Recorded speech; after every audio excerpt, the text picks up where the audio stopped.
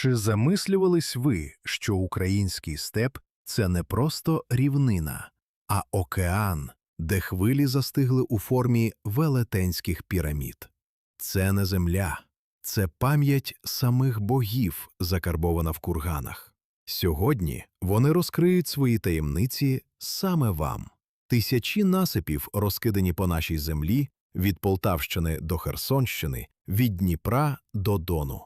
І кожен з них – це не просто горб землі, це складна, продумана споруда, яка за своєю інженерною логікою не поступається пірамідам Гізи. Сьогодні ми не будемо говорити про курган як про могилу. Ми забудемо це просте, звичне слово. Бо курган – це модель Всесвіту, це обсерваторія, це лінза, крізь яку наші пращури дивились не лише на небо, а й у саму глибину буття. Вітаю вас у нашому нічному просторі «Шепіт давнини». Поставте вподобайку, щоб наше спільне коло знань ставало ширшим. Степ дихає, кургани чекають. Почнімо цю подорож у застиглу вічність. Микола Чмихов, досліджуючи давню космогонію наших земель, звертав увагу на дещо, що змінює саме розуміння того, чим є курган. Курган – це не хаотична купа землі, накидана над похованням. Це свідомо побудована модель Всесвіту, у якій кожен шар має своє значення. Основа кургану, за спостереженнями Чмихова, часто вибудовувалась із каменю чи глини особливим чином, утворюючи коло чи кільце, яке символізувало землю, обмежений, впорядкований простір людського буття. Над цією основою піднімався сам насип, і його форма, його висота, кут його схилів – усе це не випадково. Курган піднімався до неба так само свідомо, як піднімалась піраміда в Єгипті. Крок за кроком, шар за шаром, наближаючи людину, поховану всередині, до вищого небесного простору. Чмихов показував, у структурі великих курганів простежується та сама логіка ярусності, яку ми знаходимо і в орнаменті, і в архітектурі трипільських міст. Рух від землі до неба, від нижнього земного регістру до верхнього небесного. Курган, за цією логікою, це не місце спокою мертвого тіла, це портал, пристрій, покликаний підняти дух людини від землі до зірок, використовуючи саму геометрію насипу як провідник цього руху. Якщо піраміда Гізи вважається технологією переходу фараона у вічність, то курган виконував ту саму функцію для вождя чи жерця наших степів, тільки іншими засобами, іншим матеріалом, іншою самобутньою мовою символів. Юрій Шилов, досліджуючи курганні комплекси степової України, наполягав на ще глибшій ідеї. Курган – це не окрема ізольована споруда, а частина живої системи, що охоплює цілі регіони. Шилов звертав увагу на те, що великі кургани рідко стоять поодинці. Найчастіше вони утворюють групи, ланцюги, що простягаються вздовж певних географічних ліній, вздовж річкових долин, вздовж вододілів, вздовж давніх шляхів. Ці ланцюги курганів, за спостереженнями Шилова, часто вибудовані з дивовижною точністю щодо відстаней між окремими насипами. Не хаотично розкидані, а розташовані з певним кроком, певним ритмом. Так, наче хтось свідомо розмічав простір степу, немов велику партитуру. Якщо це так, курганні групи не просто позначають місця поховань. Вони утворюють мережу, систему точок сили, розташованих по всьому степу, кожна з яких пов'язана з іншими певним просторовим і, можливо, астрономічним зв'язком. Шилов вважав, що ця мережа була частиною ширшої концепції золотосяйної Аратти, свідомо організованого сакрального простору, де кожен курган виконував свою роль у загальній системі зв'язку між землею і небом. Як ви вважаєте, чи можуть кургани бути брамами до зірок, через які наші пращури спілкувалися з вічністю. Відчуйте поклик землі, поки ми занурюємось глибше в цю таємницю. Одна з найзагадковіших функцій великих курганів степової України – астрономічна. Дослідники, що вимірювали орієнтацію поховальних камер усередині курганів, а також розташування вхідних коридорів там, де вони збереглися, фіксують не випадкову, а вивірену прив'язку до певних точок горизонту. До сходу сонця в дні сонцестояння, до появи певних зірок у визначений час року. Це означає, що курган не просто вказував на небо абстрактно, він був точним інструментом. Стоячи в певній точці кургану в певний час року, спостерігач бачив, як сонце чи певна зірка з'являється точно в заданому напрямку, тому самому, що був закладений будівничими багато поколінь тому. Висота кургану тут відігравала не менш важливу роль, ніж його орієнтація.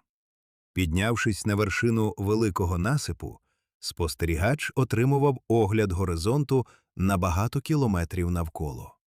Огляд, недоступний з рівнини.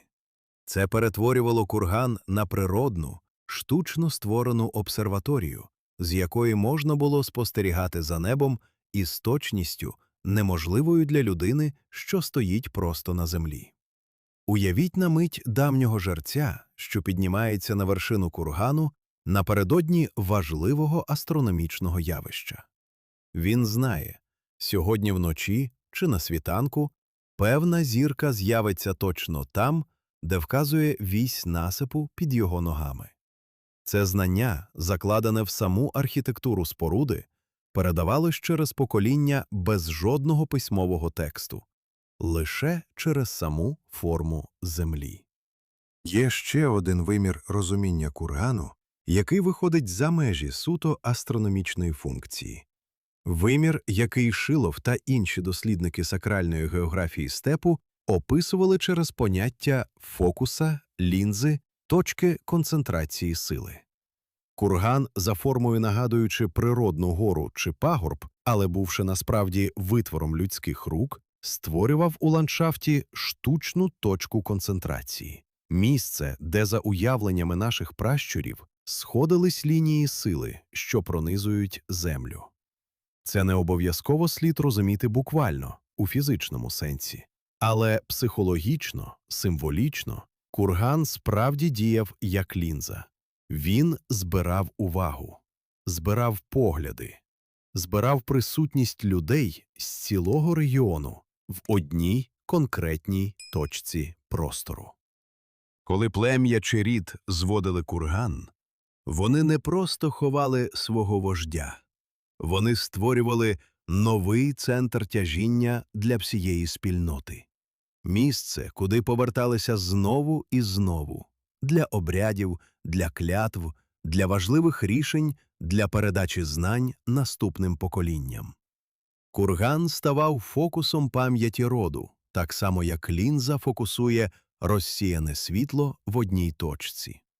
Усі розрізнені спогади, усі окремі історії, усі індивідуальні життя збирались в одному насипі в одній горі землі, яка тепер несла в собі концентровану пам'ять цілого покоління. Генетичний код пращурів зберігає відлуння цієї практики й сьогодні, у тому, як ми самі шукаємо місця, куди можна повертатись, куди можна приносити свою пам'ять і свою присутність знову і знову.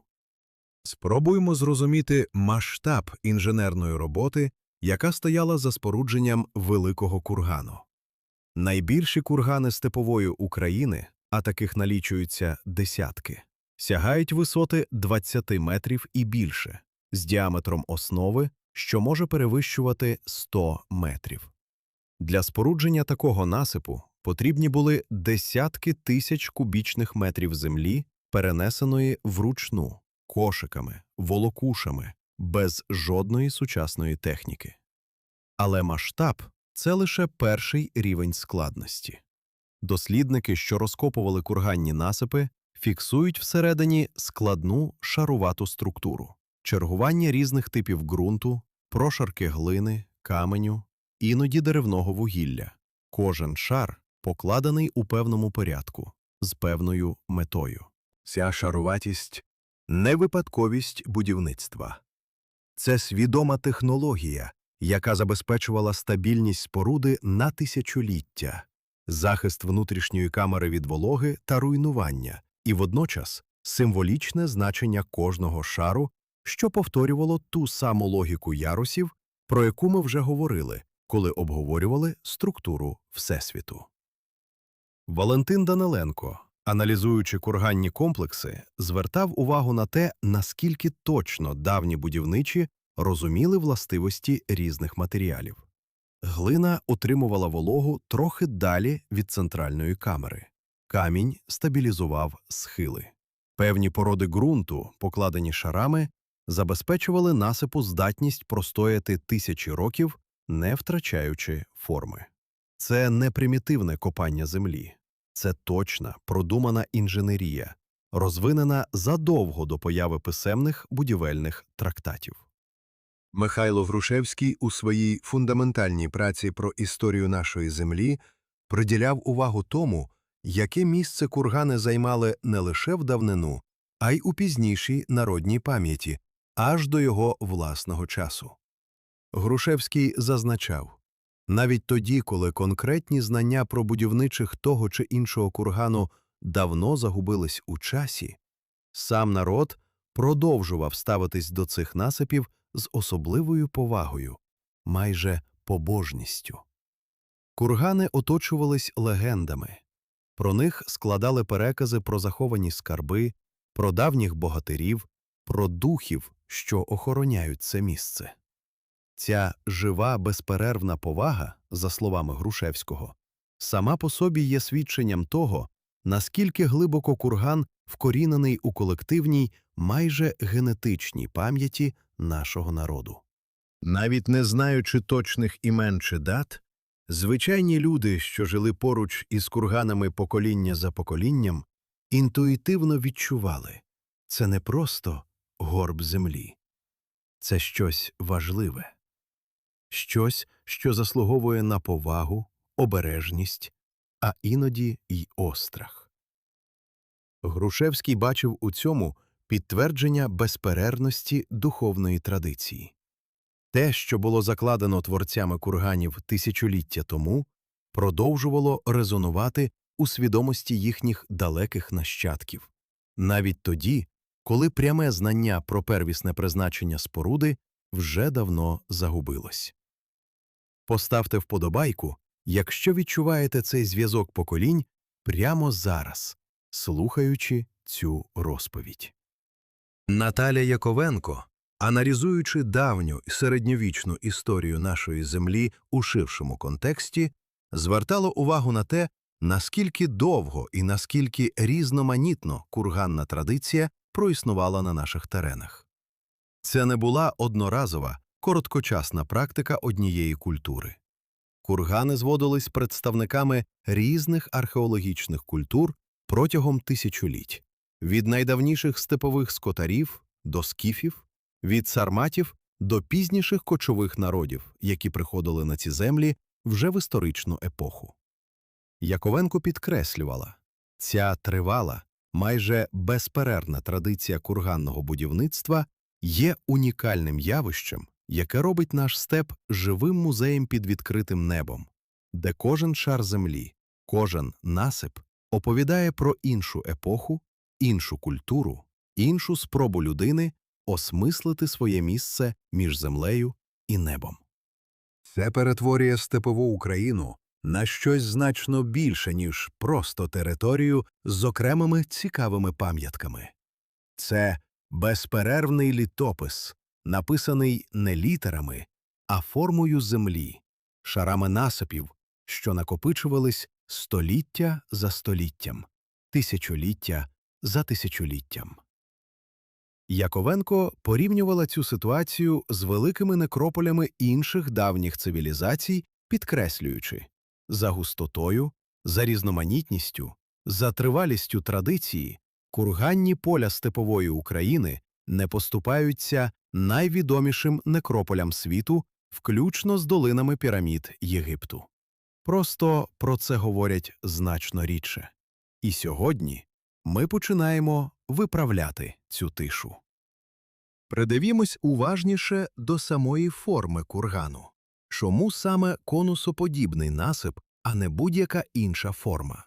Дослідники, що аналізували профілі великих курганів, звертають увагу, кут нахилу схилів у більшості випадків підпорядкований певній логіці стабільності. Досить крутий, щоб економити матеріал і підкреслювати висоту, але достатньо пологий, щоб насип не осипався і не руйнувався під дією дощів і вітру протягом тисячоліть. Це та сама математика стабільності, яку єгипетські будівничі застосовували при зведенні пірамід, тільки виражена іншим матеріалом.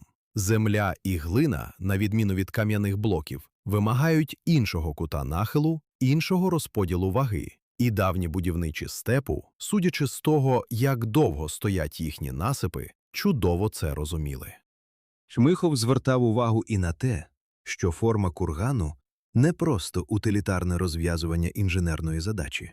Конус, що звужується догори – це універсальний символ сходження, руху від широкої множинної основи до єдиної зосередженої вершини. Це та сама геометрична логіка, яку ми вже зустрічали, коли говорили про дерево життя на рушниках, про рух від коріння до крони. Курган утілює цю саму ідею в масштабі цілого ландшафту – від широкого земного матеріального до вузького, високого, спрямованого в небо. Форма тут – не випадковість дизайну. Вона – свідоме втілення того самого коду, який ми знаходимо в найрізноманітніших проявах культури наших пращурів, від найдавніших часів до значно пізніших епох. У центрі великого кургану, глибоко під насипом, зазвичай знаходиться камера. Простір, побудований із дерева, каменю чи просто вирізаний у материковому ґрунті, де здійснювалось поховання. Але ця камера – не проста яма. Дослідники фіксують випадки, коли внутрішні камери курганів мали складну конструкцію – дерев'яні зруби, що нагадують мініатюрне житло, іноді з кількома відділеннями, іноді орієнтовані за певними сторонами світу. Це наштовхує на думку, що камера всередині кургану сприймалась як своєрідний дім для духу померлого. Простір, побудований за тими самими принципами, що й житло живої людини, тільки призначений для іншого, вічного мешканця. Даниленко, аналізуючи внутрішню структуру курганних поховань, звертав увагу на те, наскільки часто предмети, покладені в камеру, мають не просто побутове, а символічне значення. Зброя не для реального бою, а для духовного захисту. Посуд не для реальної їжі, а для символічного забезпечення потойбічного існування. Прикраси, що позначають статус і зв'язок із певними силами.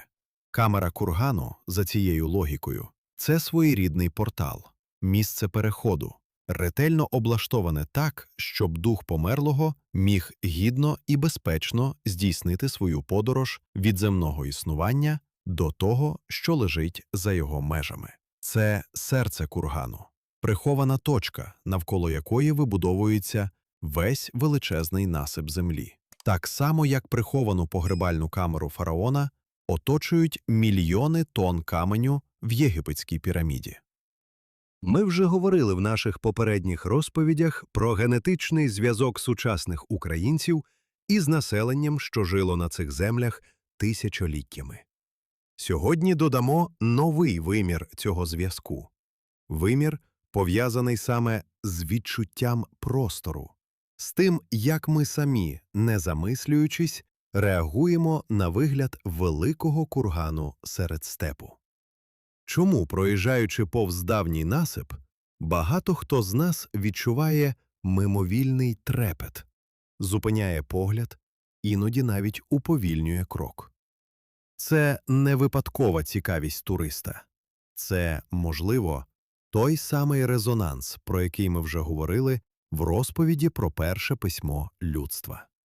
Глибинна, майже фізіологічна пам'ять, передана через покоління разом із тим самим типом сприйняття простору, тією самою схильністю бачити в певних формах землі щось значуще, священне. Генетичний код пращурів тут проявляється не в конкретному знанні, адже більшість із нас ніколи не вивчали детально функцію курганів, а в чомусь глибшому, у самій здатності відчувати, що це місце інше, особливе, варте уваги. Курган стоїть у степу тисячоліттями, пережив імперії, війни, зміни культур і мов, але продовжує викликати той самий трепет у нащадках тих, хто його звів, навіть коли ці нащадки вже не пам'ятають прямого значення цієї споруди. Це і є та безперервна нитка, яка з'єднує вас, що слухаєте цю розповідь сьогодні вночі, з тими давніми будівничими, які піднімали землю кошик за кошиком, створюючи модель Всесвіту просто неба. Повернімось до ідеї Шилова про курганні групи як єдину систему. Якщо окремі кургани утворюють ланцюги та скупчення з певною логікою розташування, постає питання про масштаб цієї системи. Дослідники, що картографували курганні поля степової України, фіксують: на певних територіях щільність курганів настільки висока, а їхнє взаємне розташування настільки регулярне, що важко пояснити це простим накопиченням окремих, не пов'язаних між собою поховань упродовж століть. Натомість вимальовується картина свідомо організованого сакрального ландшафту, простору, де кожне нове покоління додавало свій насип не хаотично, а з урахуванням того, що вже було створено до нього, продовжуючи та розвиваючи загальну композицію степу.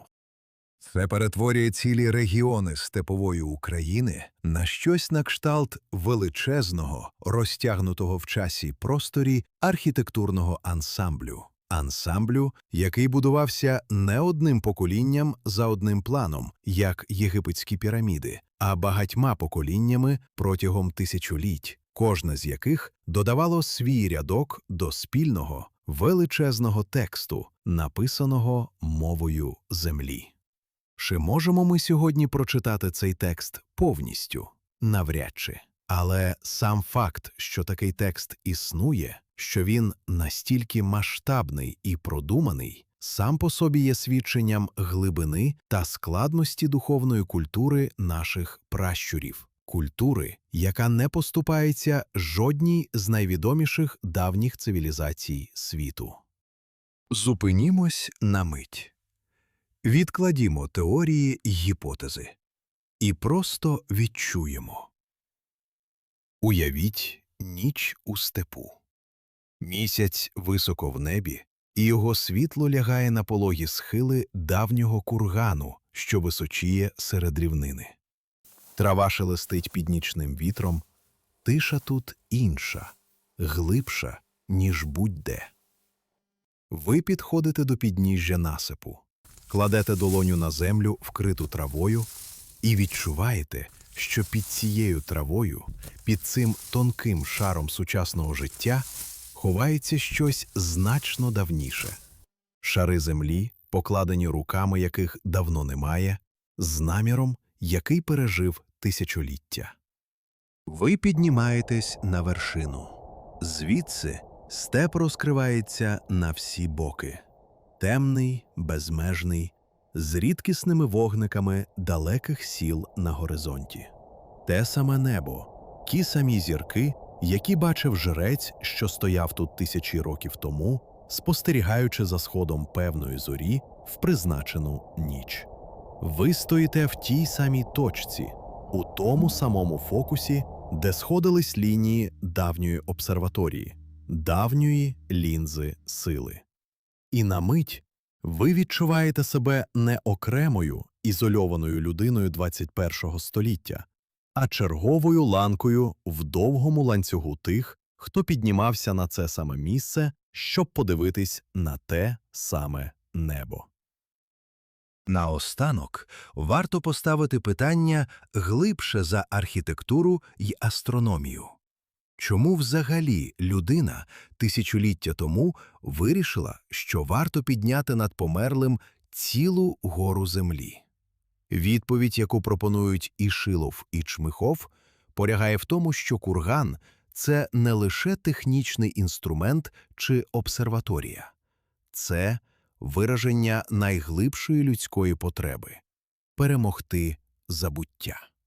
Зробити так, щоб пам'ять про конкретну людину, конкретний рід, конкретне життя не розчинилась безслідно в часі. Піраміда Гізи виконувала ту саму функцію для фараона – перетворити тлінне тіло і скороминуще життя на щось вічне, видиме здалеку, незабутнє для наступних поколінь. Курган робив те саме для вождя чи жерця нашого степу, тільки мовою землі, а не мовою тесаного каменю. Це та сама туга за вічністю, яка рухала будівничими на різних континентах у різні епохи різними мовами і техніками. Але з одним і тим самим коренем. Людина хоче, щоб її пам'ятали. Щоб слід, залишений одним коротким життям, не зник разом із цим життям. Кургани степової України – це відповідь наших пращурів на цю універсальну, загальнолюдську тугу.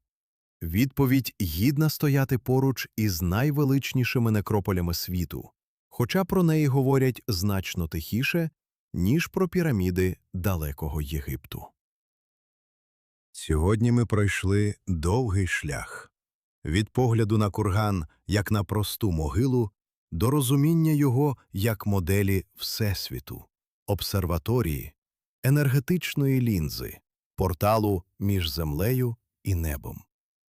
Ми почули голоси Миколи Чмихова, який показав нам ярусну структуру кургану як образ Всесвіту, Юрія Шилова, який відкрив нам курганні групи як живу мережу сакрального простору, Валентина Даниленка, який розкрив інженерну довершеність внутрішніх камер, Михайла Грушевського і Наталії Яковенко, які показали нам глибину і безперервність цієї традиції в історичній пам'яті нашого народу.